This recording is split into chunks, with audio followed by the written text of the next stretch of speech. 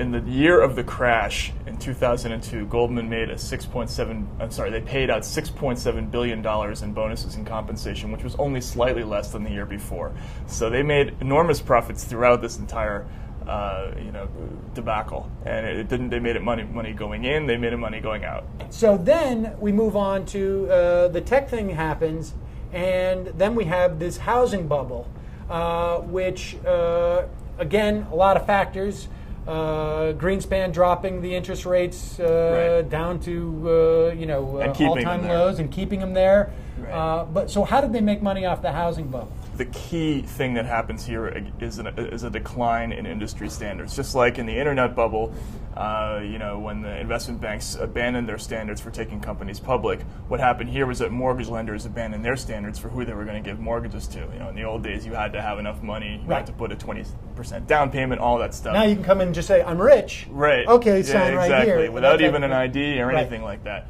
Well, how does that happen? Okay, obviously, it requires that the mortgage lenders completely lose their minds, but it wouldn't happen unless the investment banks like Goldman Sachs found a secondary market for these mortgages. Obviously, no bank is going to go and give $1 million mortgage to some meth addict who they know is not going to be able to pay 6 months down the road, because they don't want to hold that loan. They're going to lose money.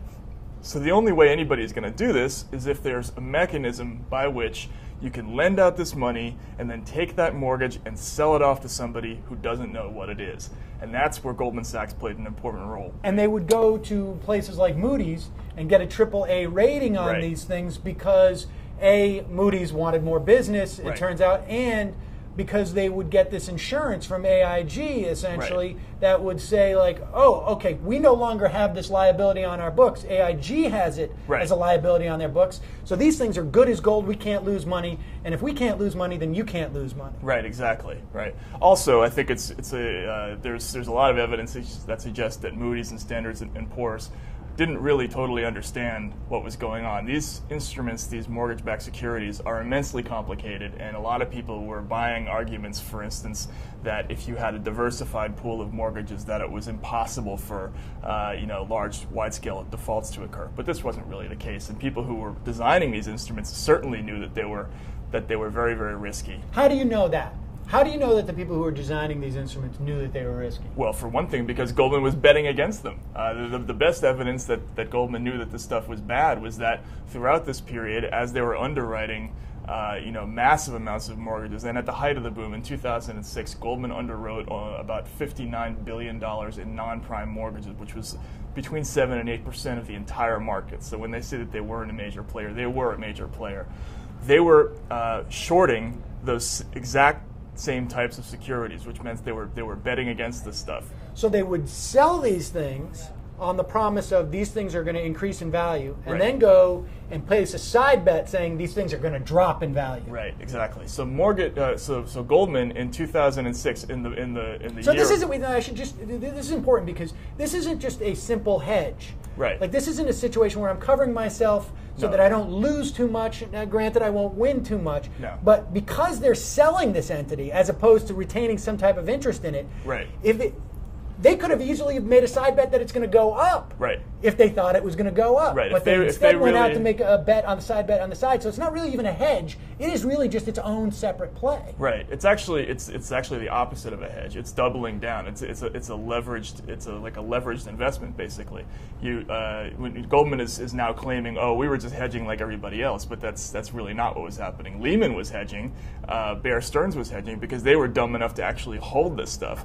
But Goldman was the one bank on Wall Street that was trafficking in massive amounts of these bad mortgages and had enough sense to know that it was crap and had enough sense to bet against it. So they made the money in selling the product, and then when it all came tumbling down, they made another round of money on it's falling apart. Well, they made money on its falling apart because, again, like you said, they took out insurance with AIG, and when they weren't able to collect on all that insurance because AIG was about to go underground, what did they do? They called up their former boss, Hank Paulson, who was Bush's Treasury Secretary, and he engineers a taxpayer-funded bailout of AIG and channels $13 billion or so straight to Goldman Sachs via the AIG bailout. Now, it was funny. I watched an interview with Charlie Rose interviewing David Boies, ostensibly about his work on this Proposition 8 thing. And this was about 2 or 3 weeks ago. And in the middle of the interview, I don't know how it came up, but they were talking about the bailout. And Boies said, and of course, the 16, I've heard people say 16 billion. Right, yeah. The money that went to AIG, of course, was just another way of bailing out, but it was politically more tenable. Right. And I just was like, what? Right. Wait a second. I've been saying that, but so they all know. This isn't this, and it wasn't even, he felt even hesitant to say this in public. Yeah, this is important to remember. AIG went under because the way that their deals were structured, if their credit rating went down, which it did in September, they were forced to post collateral. They were forced to show all their debtors, all their creditors, that they had a certain amount of cash. This is called collateral calls. What was one of the companies that made that collateral call? Goldman Sachs. Goldman Sachs had a deal with AIG. They made a collateral call, which forced AIG into a tailspin, which again it triggers the government bailout.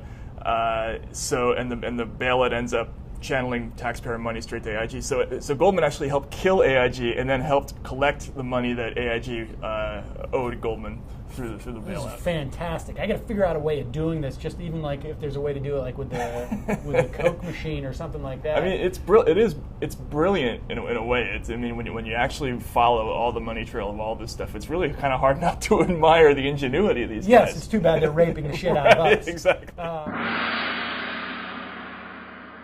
Supply is at its highest level in 20 years and demand is at its lowest level in 10 years. So prices should be plummeting right now, but they're actually going up.